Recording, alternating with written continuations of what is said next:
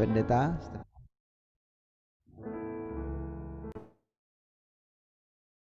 Terima kasih Pak Riki. Saya ajak kita berdoa sekali lagi sebelum kita eh, bahas firman ya. Mari kita berdoa. Bapak, terima kasih Tuhan untuk siang hari ini kami bisa berkumpul Tuhan untuk membahas firman-Mu. Kami mau mendengar firman-Mu, kami mau membaca firman-Mu, mau merenungkan firman-Mu Tuhan. Silahkan Bapak Roh Kudus mau bicara pada setiap kami. Silahkan Engkau yang menjelaskan pada kami setiap firman yang kami baca dan kami dengar Tuhan. Urapi kami semua satu persatu Tuhan, urapi juga hamba-Mu terutama Tuhan, biar semua yang hamba-Mu sampaikan sungguh berasal daripada-Mu saja Tuhan, dan memberkati setiap kami yang mendengar Tuhan. Terima kasih Bapak, dalam nama Yesus kami berdoa dan ucap syukur. Amin. Amin. Shalom Bapak Ibu, saudara semuanya. Terima kasih sekali lagi untuk kesempatan bisa melayani di Ripka. Untuk kemarin diingetin oleh Imelda, jam 12 ya. Saya ingetin malam, selalu ketukar-tukar sama ada PD apa gitu. Terima kasih. Dan hari ini saya ini apa icebreaker dulu ya. Hari ini saya merasa jadi kayak hamba Tuhan besar gitu ya, karena nanti jam 2 nih ada menara doa gitu. Saya disuruh sharing baru kemarin gitu. Oke. Jam 12 terus jam 2 ada lagi. Wah. Padahal biasanya sih kosong-kosong aja gitu. Oke, nggak apa-apa, setahun sekali. Oke, shalom sekali lagi Bapak Ibu semua dalam keadaan yang baik tentunya ya. Oke. Saya mau sharing mengenai ini. Saya kaitkan dengan yang peristiwa yang baru-baru ini gitu, dengan Ratu Elizabeth meninggal, jadi Prince Charles sekarang udah jadi King Charles gitu ya. Begini, latar belakangnya gini. Saya pikir ya ini, atau kita bahas contoh kasusnya dulu ya, nanti baru kenapa sih bahas ini gitu ya. Saya share screen ya. Nah, oke. Sorry. Oh ini benar. Oke, ini ya sudah kelihatan ya. Amin. Oke. Jadi saya kasih judul ini mengenai tujuan dalam hidup kita, gitulah ya, purpose in life gitu. Apa sih pentingnya kita mesti tahu purpose dalam hidup kita? Ya tentu penting ya, karena kadang-kadang kan kita udah keasikan dalam kehidupan kita sehari-hari. Oh ya, saya orang kerja Pak, saya orang bisnis, saya orang karir dan seterusnya dan seterusnya. Kadang-kadang kita jadi lupa gitu, kita keasikan dengan hidup kita kan. Dan oh ya sebentar, sorry, saya harus nanya tadi sampai jam berapa tadi saya supaya nggak kelewatan. 12.45 Pak. 5 ya, oke, thank you. Nah, supaya nanti kalau yang masih mau makan siang masih keburu ya. Oke, jadi pentingnya apa sih kita ngomong mengenai tujuan dalam hidup kita gitu ya. Kita masing-masing pasti punya tujuan dalam hidup, tapi yang kita ngerti juga bahwa tentu yang paling utama adalah tujuan hidup yang dari Tuhan, gitu kan ya. Oke. Nah, saya ambil contoh kemarin, jadi ini kan udah jadi King setelahnya Charles ini, King Charles ketiga katanya kan. Nah, orang seperti Charles ini dia kan dari kecil, dari bayi pasti mungkin sudah dipersiapkan untuk jadi raja. Karena memang urutannya memang gitu kan, habis Queen Elizabeth nanti pasti dia gitu, kecuali ya terjadi dia meninggal lah duluan atau dan sebagainya gitu. Tapi dia ya urutan kedua adalah dia gitu kan. Jadi memang dari kecil pasti sudah disiapkan gitu.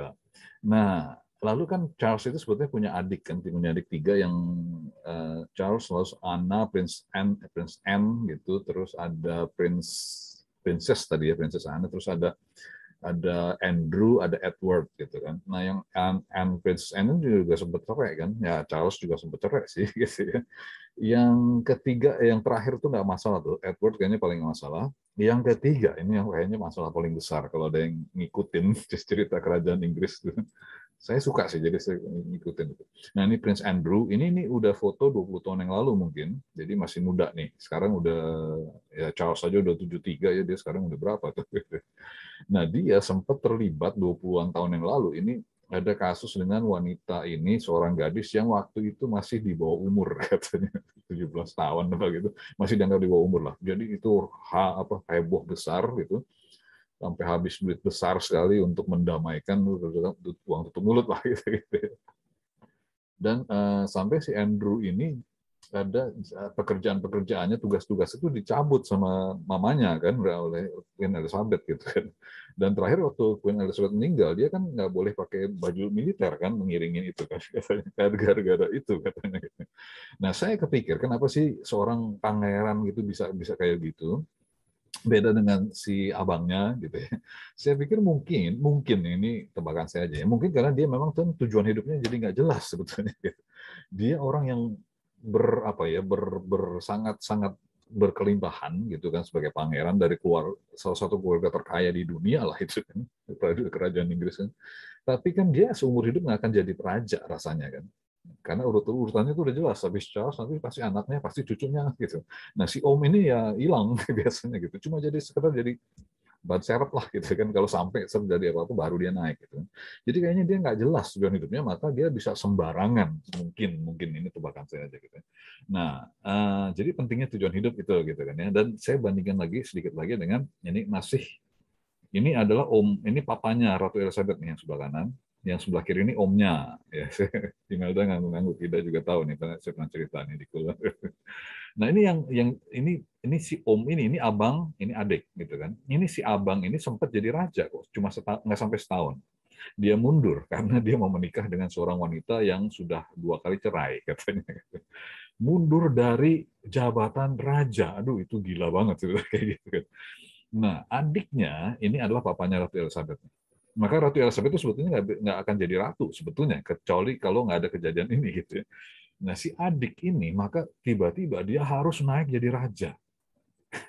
Si adik ini tadinya tuh mungkin dia kayak si Pangeran Andrew ini, aku masuk umur hidup jadi pangeran aja, udah asik-asik aja gitu kan. Tiba-tiba harus jadi raja gitu. Dan ini ada filmnya itu apa The King's Speech, kalau ada yang pernah nonton itu bagus banget deh gitu. Kalau mau nonton cari deh The King's Speech gitu, pidato sang raja gitu. Dan dia si George VI ini, papanya Ratu Elizabeth ini, dengan susah payah dia, karena dia gagap gitu. Nah gimana jadi raja gagap ngomongnya kan, rakyatnya capek nungguin dia pidato gitu. Jadi dia terapi apa bicara dan sebagainya itu berhasil gitu dengan susah payah. Dan waktu itu kan Inggris terlibat Perang Dunia Kedua kan, harus ikut Perang Dunia Kedua, dia yang umumin hari ini Inggris ikut berperang itu. Kan kalau ngomongnya gagap kan gimana rakyatnya dengar. Kita capek banget. Tapi ini gambaran yang bagus banget gitu, bahwa dia menemukan, tanda kutip ya, menurut saya sih dia menemukan tujuan hidupnya gitu, dan dia bisa jadi raja yang baik gitu loh. Oke. Nah tentu kita ngomong ini harus ngomong ada firman Tuhannya dong ya, jangan ngomong yang ini aja. Saya ambil dari Gideon dari Hakim-Hakim 6. Ini kita semua hafal, jadi saya cuma ambil beberapa ayat aja. Nah, Hakim-Hakim 6 ayat 10 bilang begini, aku telah berfirman padamu, Tuhan ngomong pada orang Israel, akulah Tuhan Allahmu, maka janganlah kamu menyembah Allah orang Amori yang negerinya kamu diam ini. Tapi kamu tidak mendengarkan firmanku itu. Jadi bangsa Israel itu mengalami akibat dari ketidaktaatan mereka. Ini bukan sekedar apa ya, Tuhan tiba-tiba menghukum mereka gitu ya. Enggak, ada akibat, ada sebabnya gitu. Mereka udah dibilangin jangan nyembah dewa orang Amori gitu kan. Nah, maka mereka kena akibat gitu ya. Ada sebab akibat dalam hidup ini, iya ada. Nah lalu tapi kemudian mereka kan, aduh ini enak banget nih gitu ya, mereka berseru pada Tuhan dan Tuhan menjawab gitu. Dan dari sini kita tahu bahwa Tuhan itu sebetulnya bukan mau apa ya, bukan Tuhan itu selalu pengen yang baik kok buat umatnya. Demikian juga buat kita gitu kan. Tuhan selalu menghendaki yang baik. Tapi kalau kita bikin kesalahan dan sebagainya, Tuhan sudah larang kita melanggar, terus ada akibat. Iya, itu gitu ya. Tapi kemudian waktu bangsa Israel bertobat ya Tuhan kirim penolong buat mereka gitu kan. Nah, gini. Jadi kalau kita kaitkan dengan tujuan hidup tadi kan, bangsa kita nih ya Indonesia ini kan COVID itu penanganannya baik kok. Itu nomor berapa? Nomor 4 katanya di dunia tuh. 4 yang terbaik gitu kan, bagus kok. Dan sampai sekarang juga banyak bangsa-bangsa udah mulai kolaps, mulai goyang karena ekonomi Indonesia masih kenceng gitu kan, masih kuat nih, bagus penanganannya bagus. Tapi kita tahu nggak semuanya baik gitu kan, masih ada hal-hal yang banyak yang masih harus diperbaiki ke depannya juga gitu kan. Maka sama seperti Gideon, Tuhan panggil kita nih, kita punya tujuan hidup untuk apa sih? Untuk bangsa kita gitu kan. Nah, ini gambaran besarnya dulu ya, nanti kita akan semakin detail gitu ya. Nah, kemudian waktu mereka berseru pada Tuhan, datanglah malaikat Tuhan duduk di bawah Tuan Tarbantin di Ofra punya Yoasolong Abiezer itu, sedang Gideon anaknya mengirik gandum dalam tempat pemerasan anggur. Perhatikan ini, agar tersembunyi bagi orang Midian. Jadi ini Gideon lagi bersembunyi, gitu kan. Dia mengirik gandum di tempat pemerasan anggur supaya nggak ketahuan orang, gitu kan. Orang Midian terus itu kan waktu itu katanya selalu ngerampok, datang ngerampok, mereka panen dirampok segala macam. Gideon mengirik gandum di tempat pemerasan anggur, nggak akan ada yang nyari dia di situ, gitu kan. Jadi dia memang supaya tersembunyi. Memang dia lagi bersembunyi kok gitu. Kenapa ya? Karena takut gitu kan dia. Nah, lalu ada malaikat datang, malaikat bilang begini. Malaikat menampakkan diri padanya dan berfirman padanya demikian. Tuhan menyertai engkau, ya pahlawan yang gagah berani. Tuhan menyebut Gideon yang lagi ngumpet. Engkau pahlawan yang gagah berani. Saya bayangin Gideon waktu itu, nggak salah nih Pak. Ini aku lagi ngumpet loh ini. Kok aku dibilang pahlawan gitu kan? Tapi ini ya kita perlu belajar nih. Cara pandang kita terhadap kita itu seringkali beda loh dengan cara pandang Tuhan terhadap kita. Kita kadang-kadang merasa, aduh Tuhan, aku gini, aku gitu, banyak masalah, gini, gitu, aku nggak pantas, nggak layak, dan sebagainya. Tuhan bilang, engkau pahlawan. Aku bilang engkau loh. Aduh Tuhan, nggak salah ya. Tuhan ternyata gitu ya. Tuhan punya panggilan buat kita. Kalau kita, ya ini kan kita di ruangan Zoom ini, saya yakin semua orang yang sudah dibenarkan Tuhan dong ya, amin. Kalau orang yang sudah dibenarkan Tuhan, pasti ada panggilan Tuhan dalam hidup kita.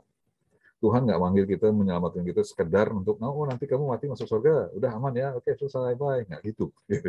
Tuhan selamatkan kita, ada purpose dalam hidup kita. Amin. Oke, ini yang akan kita bahas nih. Tapi jawabnya kepadanya. Gideon kemudian jawab kepada malaikat ini beberapa pasal ayat kemudian. Tuanku, dengan apakah akan kuselamatkan orang Israel? Ketahuilah, kaumku adalah yang paling kecil di antara suku Manasye dan aku pun seorang yang paling muda di antara kaum keluargaku. Gideon mengandalkan kekuatannya. Ya, dia ngerti. Oke, Tuhan panggil aku nih. Lalu dia melihat, aku punya apa nih? Punya inventory apa gitu kan? Aku bisa apa gitu kan? Aduh Tuhan, aku nggak bisa apa-apa loh. Ini kaumku paling kecil di antara suku Manasye dan aku paling muda di antara kaum keluargaku. Nanti aku ngomong juga nggak ada yang dengerin. Even di keluargaku, aku paling muda. Siapa yang mau dengerin gitu? Gimana aku mau ngumpulin massa gitu kan, ngumpulin rakyat untuk perang? Gimana caranya? Nggak ada yang bakal dengerin aku Tuhan gitu kan. Dia melihat, ya, kita cenderung kan gitu kan. Waktu kita ada sesuatu, kita merasa ada panggilan Tuhan, kita mulai nengok kepada isi kantong kita lah, tanda kutip gitu kan. Saya bisa apa nih? Aku bisa apa nih? Aduh, nggak punya apa-apa gitu kan. Maka kita jadi takut sendiri, jadi khawatir, jadi gundah gitu kan. Tapi ternyata kan memang Tuhan nggak milih orang yang kuat. Inilah contoh kasusnya yang paling jelas gitu kan, Gideon ya. Tuhan tahu, apakah Tuhan nggak tahu dia yang orang yang paling muda di antara kaum keluarga, yang kaumnya paling kecil? Apakah nggak tahu? Tahu. Tapi Tuhan toh pilih Gideon. Kenapa? Ya karena memang itu mungkin salah satu alasannya justru itu gitu kan, Tuhan pilih dia karena dia lemah gitu kan ya. Oke. Nah, lanjut. Nah, berfirmanlah Tuhan kepadanya, tetapi akulah yang menyertai engkau. Nah, ini kunci gitu kan. Tuhan waktu manggil kita, Tuhan nggak nanya isi kantongmu ada berapa. Kamu punya deposito berapa? Enggak. Tuhan tahu kita semua nggak ada yang perfect gitu, nggak ada yang sempurna, nggak wah ya nggak bisa apa-apa. Ya aku tahu Tuhan bilang gitu. Tapi akulah yang menyertai engkau. Sebab itu engkau akan memukul kalah orang Midian itu sampai habis. Nah ini nih saya sering ngomong juga nih di call kita ya. Tuhan nggak perlu kita kok sebetulnya kan, tapi Tuhan memilih untuk bekerja melalui kita. Ya kan kalau kita ngomong ya, Tuhan ingin dunia diselamatkan, banyak orang diselamatkan. Tuhan sebetulnya nggak perlu kita. Gitu kan. Tuhan bisa sedetik ini saja Tuhan berfirman tiba-tiba seluruh dunia bertobat. Bisa, dia bisa sekali, dia Tuhan gitu kan. Tapi kenapa Tuhan nyuruhnya kita untuk menyampaikan kabar baik gitu kan? Tuhan nggak perlu lah sebetulnya. Tapi Tuhan memilih untuk bekerja melalui kita. Inilah panggilan, salah satu panggilan hidup kita gitu kan. Kadang-kadang kan kita, aduh malu lah Tuhan mau ngomong ke temanku ini soal apa, mau bersaksi, mau kasih firman, aduh malu Tuhan gitu. Tuhan pilih kita loh sebetulnya. Jadi sebetulnya nggak ada alasan. Kalau kita bilang, aduh Tuhan malu, aku kan nggak pernah sekolah Alkitab, maybe gitu kan. Tapi aku kan nggak pernah belajar Alkitab gini. Tuhan bilang, aku tahu, tapi akulah yang menyertai engkau. Nah, lanjut. Maka jawabnya kepadanya, ini Gideon menjawab malaikat Tuhan ya. Jika sekiranya aku mendapat kasih karunia, itu atau grace, ini kasih karunia di matamu, maka berikan kepadaku tanda dan seterusnya gitu ya. Tapi ini salah satu kunci yang paling penting. Tuhan, Gideon masih nanya nih, emang benar nih Tuhan, aku mendapat kasih karuniamu gitu kan? Kalau kita harus bilang yes, aku sudah dapat kasih karunia Tuhan, karena aku bisa jadi orang percaya. Nggak ada orang bisa menyebut Yesus Tuhan kecuali dimampukan oleh Roh Kudus. Kita semua, kalau kita bisa jadi orang Kristen hari ini, kita bisa sebut Yesus Tuhan. Itu karena Tuhan, gitu kan ya. Oke, kita mendapat kasih karunia, yes, gitu kan. Ini sama persamaan kita dengan Gideon, gitu ya. Oke, lanjut. Kemudian sesudah ada tanda-tanda segala macam ini, maka tahulah Gideon bahwa itulah malaikat Tuhan. Lalu katanya, celakalah aku Tuhanku Allah, sebab memang telah kulihat malaikat Tuhan dengan berhadapan muka. Tapi berfirmanlah Tuhan kepadanya, selamatlah engkau, shalom. Jangan takut, engkau tidak akan mati. Bedanya pandangan manusia dan pandangan Tuhan lagi nih. Gideon waktu itu kan memang ya, kita ngerti ya, orang Israel itu begitu takut sama Tuhan, yang seharusnya memang demikian sih gitu ya. Maka dia waktu nyadar ini Tuhan loh, malaikat Tuhan. Nah, ini malaikat Tuhan kalau dalam perjanjian lama ini ditulisnya kayak begini nih, M-nya besar gitu kan. Ini Epifani katanya. Ini adalah Yesus sendiri, Tuhan Yesus datang gitu kan. Gideon tiba-tiba nyadar ini Tuhan gitu. Ampun gitu ya. Celakalah aku gitu. Sebab memang Tuhan telah kulihat malaikat Tuhan dengan berhadapan muka, kan dia ngerti gitu, orang Israel tuh, waduh jangan sampai ngelihat Tuhan, kamu celakalah gitu kan, waktu di Gunung Horeb gitu, di mana ya, waktu Ten Commandments diberikan gitu, ini jangan sampai kamu nyentuh gitu kan, begitu kudusnya Tuhan gitu kan. Tapi dia seolah-olah bilang celakalah aku, Tuhan ngomong pada dia, selamatlah engkau, 180 derajat. Shalom. Dan shalom ini bukan cuma selamat secara fisik, tapi segala sesuatu yang baik itu terkandung dalam kata shalom gitu kan. Inilah kehendak Tuhan buat kita. Kita kadang-kadang mikir, aduh ya kadang-kadang kita juga nggak sengaja kelepasan gitu. Ada suatu kejadian yang lain, aduh mati deh gue. Gitu. Ada yang pernah ngomong gitu, bertobatlah. Nggak, kadang-kadang kita nggak sadar gitu, aduh cilaka nih. Gitu. Ini Gideon tuh kayak gitu, celakalah aku. Tuhan bilang enggak, aku enggak mau kamu celaka kok. Aku bapamu, gitu. Aku Tuhanmu, aku pingin kamu selamat, gitu kan. Shalom, gitu. Nah, lanjut. Nah ini Gideon 7 Hakim 7:12. Adapun orang Midian dan orang Amalek dan semua orang dari sebelah timur itu bergelimpangan di lembah itu seperti belalang banyaknya, as numerous as locusts. Kalau ada yang pernah lihat film dokumenter itu mungkin ya, yang serangan belalang gitu kan, itu kayak langit sampai kayak jadi hitam gitu, kayak awan, mereka terbang itu berapa juta ekor kali gitu, datang ke sebuah ladang habis saja gitu kan, nggak ada yang hijau lagi gitu, bahkan kulit pohon dimakan habis semua, mati langsung semua gitu kan. Dan ini banyak banget, dan ini musuhnya Gideon dibilang kayak begitu, banyak sekali seperti belalang, dan untanya aja nggak terhitung gitu kan, seperti pasir di tepi laut banyaknya. Dan Gideon menang, akhirnya kita tahu ceritanya kan, menang cuma dengan 300 orang menghadapi musuh yang seperti belalang banyaknya. Maka kita ngerti benar, ini bukan soal kekuatan mereka, ini Tuhan. Ingat waktu di awal tuh Gideon begitu dipanggil, waduh Tuhan, aku nggak punya power, aku nggak bisa ngumpulin orang nih, aku nggak akan bisa punya massa. Tuhan bilang, iya aku tahu, tapi aku yang menyertai engkau. Dan waktu Gideon ngumpulin orang kan lumayan banyak, itu berapa puluh ribu gitu ya. Tuhan bilang kurangin, ini kebanyakan, kurangin lagi, akhirnya tinggal 300. Gitu. Karena memang Tuhan nggak pernah mau kita jadi sombong, gitu kan? Kalau kita punya something lalu kita main Tuhan lalu berhasil, itu kecenderungannya kan kita ya, iya sih memang kita berhasil loh kemarin, iya sih memang banyak yang dukung sih gitu, yang misalkan gitu. Memang wah pendoa kita luar biasa ya. Atau apalah gitu kan, kita jadi cenderung jadi gitu kan. Tapi waktu kita benar-benar dienolin sama Tuhan istilahnya gitu kan, nggak ada apa-apanya, Disitulah kita bilang Tuhan ini beneran Engkau lah. Aku nggak bisa apa-apa nih, gitu kan. Tapi bisa terjadi kayak ini Tuhan. Nah disitulah nama Tuhan dipermuliakan, bukan kita, gitu kan ya. Oke, lanjut. Nah Gideon caranya menang tuh gimana sih? Kalau di 7 ayat 19 dibilang dia meniup sangkakala. Ini kita tahu, ini kita mengerti ini tentang praise and worship gitu kan. Dia meniup sangkakala itu kayak meninggikan Tuhan gitu kan ya. Sambil memecahkan buyung yang di tangan mereka. Buyung itu adalah bejana tanah liat. Tentunya zaman itu belum ada plastik, belum ada apa gitu. Pecahin buyung dari bejana tanah liat itu ngomong mengenai manusia diciptakan dari tanah liat gitu kan.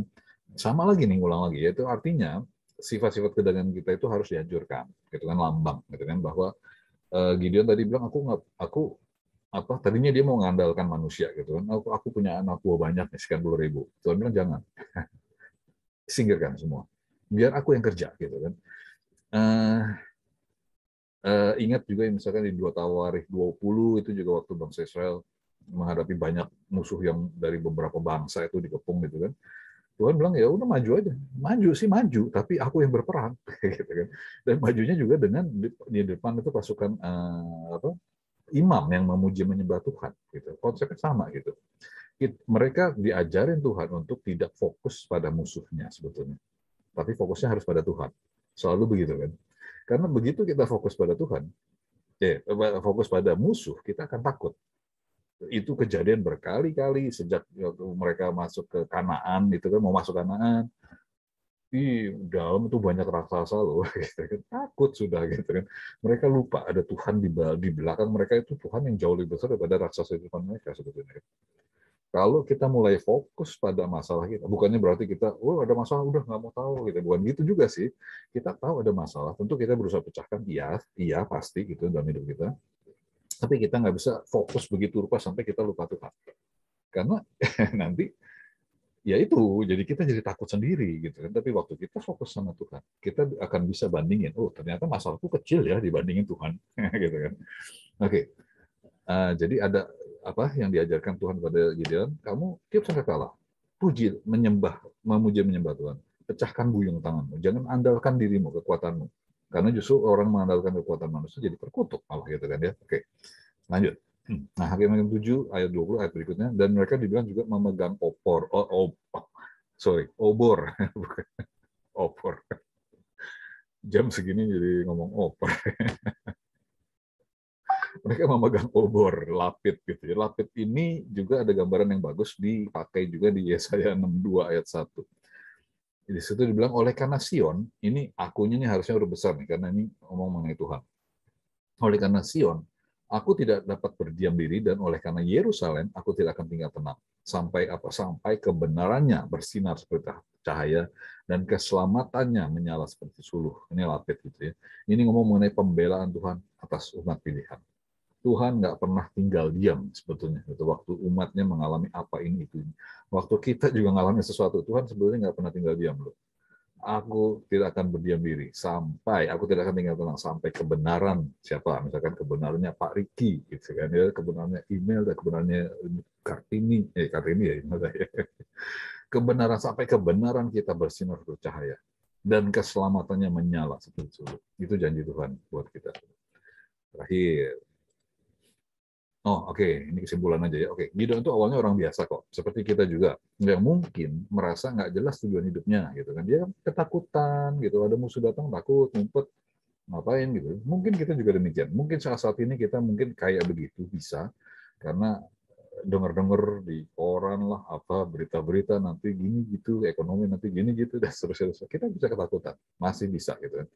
Tapi kemudian Tuhan memanggil Gideon untuk membela bangsanya. Nah, ini panggilan, tujuan hidupnya, dia tiba-tiba ketemu. Oh, ternyata ini tujuan hidupku ya. Oke. Kita rasanya ya sama saja sih seperti Gideon.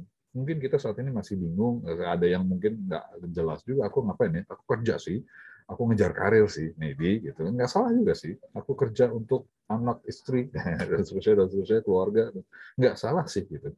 But is it the only thing in your life? Apakah itu satu-satunya hal dalam hidupmu? Ternyata enggak. Kalau kita dalam Tuhan, pasti ada panggilan Tuhan dalam hidup kita, gitu kan ya. Untuk apa sih? Kalau untuk Gideon, dia untuk dipanggil untuk membela bangsanya, dan Tuhan menyertai dia, gitu kan. Tuhan memberikan dia kemenangan walaupun mustahil secara manusia. Cuma dengan 300 orang, gitu kan. Menang atas musuh yang kayak belalang banyaknya itu. Nah, lanjut lagi. Nah, untuk kita bagaimana? Kita perlu tahu tujuan hidup kita, gitu kan. Jadi mau ya kita kerja nggak salah sih. Jokowi bilang kerja gitu ya, nggak salah gitu. Tapi ada another thing dalam hidup kita ya. Seperti Gideon, saat ini kita mungkin takut dengan situasi yang di dunia ya, tapi ingat ada tujuan Tuhan dalam hidup kita, dan tujuan Tuhan dalam hidup kita itu harus digenapi. Gitu kan, kita nggak bisa berhenti sampai tujuanku saja, tapi tujuan Tuhan. Nah, seperti Gideon, Tuhan memanggil kita untuk membela bangsa kita kok, sama kok gitu ya. Caranya gimana? Ya, nah ini yang kita perlu tanya pada Tuhan masing-masing gitu ya. Tuhan menaruh kita di bangsa ini, di perusahaan kita, di lingkungan kita, di pergaulan kita, di mana-mana itu. Bukan kebetulan. Amin. Nggak kebetulan kok. Saya jadi orang Indonesia, saya kepengen jadi orang Korea Utara. Enggak loh, Tuhan taruh kita di Indonesia. Itu nggak kebetulan. Gitu. Itu panggilan Tuhan buat hidup kita, ya di sini. Gitu kan. Amin.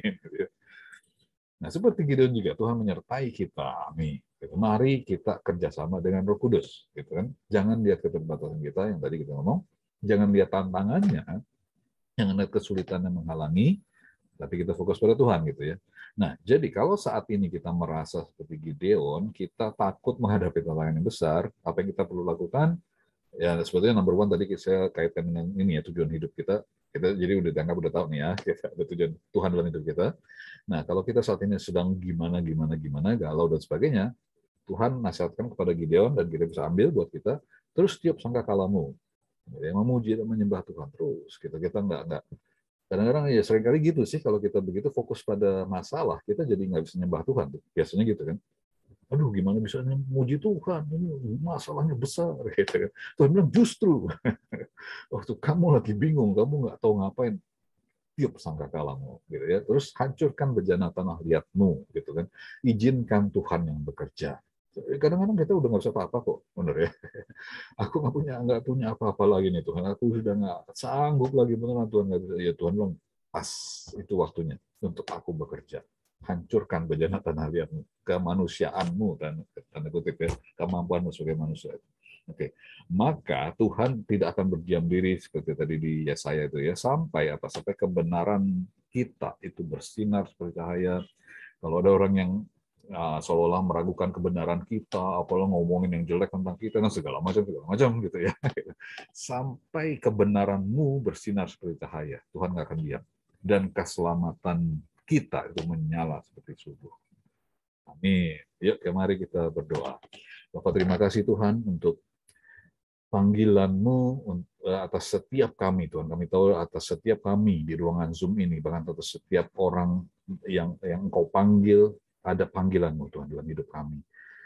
Kalau kami mungkin sampai saat ini kami belum mengerti, kami belum jelas dan sebagainya, Tuhan, silakan Tuhan, Roh Kudus-Mu yang mengarahkan, menuntun kami, Tuhan, sampai kami punya mengerti tujuan hidup kami dengan jelas, Tuhan.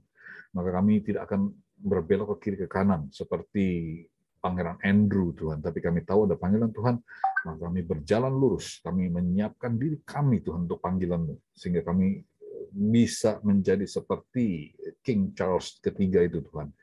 Kami menuhi panggilan Tuhan dalam hidup kami.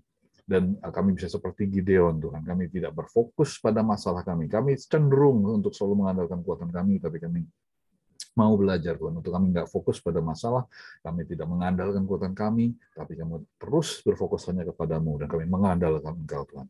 Karena dengan demikian, ketika kemenangan itu terjadi, ketika Engkau berikan kemenangan pada kami bisa berkata, ini pekerjaan Tuhan, bukan pekerjaan kami. Dan segala kemuliaan, baik kemuliaan nama-Mu. Terima kasih Tuhan. Dalam nama Yesus kami berdoa mengucap syukur. Amin. Tuhan berkati, saya kembalikan.